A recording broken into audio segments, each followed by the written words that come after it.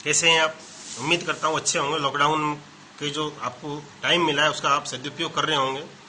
Sorry, आप लोगों का मेरा बहुत सारा कम्युनिकेशन गैप हो चुका है टिकटॉक बंद हो जाने के कारण। फिर भी अब मैं कोशिश करूँगा कि इस पर निरंतर वीडियो अपलोड करता रहूँ यूट्यूब पर, और कुछ क्लासें भी बहुत जल्दी लगाने की कोशिश करूँगा।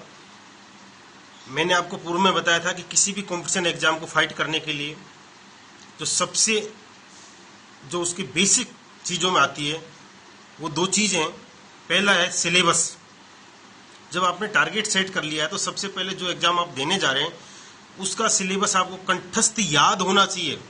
अगर एग्जाम फाइट करना तो क्या होना चाहिए? याद होना चाहिए। आपको पता होना चाहिए कौन कौन से टॉपिक्स में क्या क्या चीज़ें हैं, और उसके दो फायदे होंगे आपको। अगर सिलेबस आपको कंठस्थ याद है तो पहला तो आपको ये पता रहेगा, क्योंकि इस दुनिया में चारों तरफ कंफ्यूज इतना क्रिएट कर रहे हैं लोग। अलग अलग राइटर्स की बुक हैं, अलग अलग मैगजीन्स हैं, अलग अलग ऑनलाइन क्लासें हैं, कोचिंग हैं, न जाने कितने सोशल मीडिया, न जाने कितने ग्रुप्स एक्टिव हैं। तो आपको कंफ्यूज क्रिएट करेगा और आपको लगेगा कि यार ये भी पढ़ लूँ, ये भी जानकारी काम की है, ये भी जानकारी काम की है, जबकि सच्चाई है कि आपके सिलेबस में है ही नहीं और आप उस जानकारी को लेकर बैठ जाना चाहते हैं।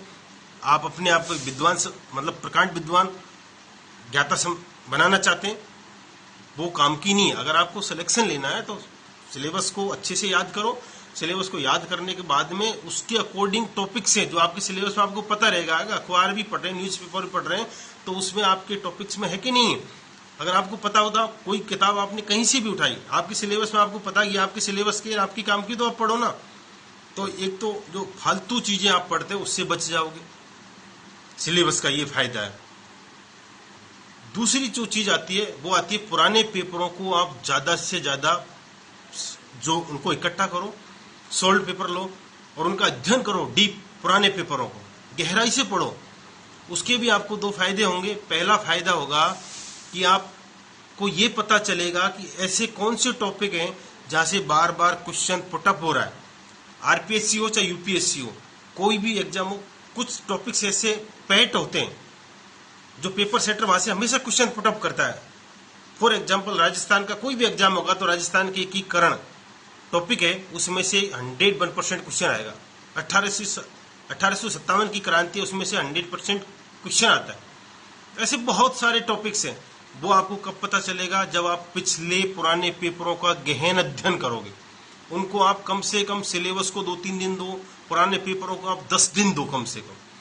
तब आपकी एक समझ बढ़ेगी, आपको पता चलेगा आपको क्या पढ़ना है, क्या छोड़ना है। दूसरा जो फायदा होता है पुराने पेपर पढ़ने का, वो ये होता है कि जो क्वेश्चन की जो प्रकृति होती है, नेचर ऑफ क्वेश्चन, उसमें क्या क्या चेंजेस आ रहे हैं। पहले क्वेश्चन किस टाइप का आता था, उसकी प्रकृति कैसी थी। पहले क्वेश्चन आता था सिंपल, आज से 10 से 15 साल पहले ऑब्जेक्ट टाइप क्वेश्चन आता था। एक ऑप्शन करेक्ट होता था, बाकी ऑप्शन से कोई लेना नहीं, बिल्कुल झूठे ऑप्शन होते थे, फेक। आपको तुरंत पता चल जाता कि ये ऑप्शन करेक्ट है। लेकिन आजकल ऐसा नहीं होता। आज मुश्किल से एक ऑप्शन गलत होता है, 3 ऑप्शन राइट होते हैं, उनमें से भी छांटना पड़ता है। तो आज पहले क्या है कि जो एग्जाम होती वो फैक्ट बेस पे चलती थी, सारे तथ्यात्मक बेस पे चलती थी। लेकिन आज तथ्यात्मक के साथ साथ कंसेप्ट का ज्यादा रोल है। अगर आपको पूरे कंसेप्ट क्लियर है, आप अच्छे से जानते हैं, पूरी आपको समझ है टॉपिक की, तो ही आप क्वेश्चन सोल्व कर पाएंगे, आंसर दे पाएंगे।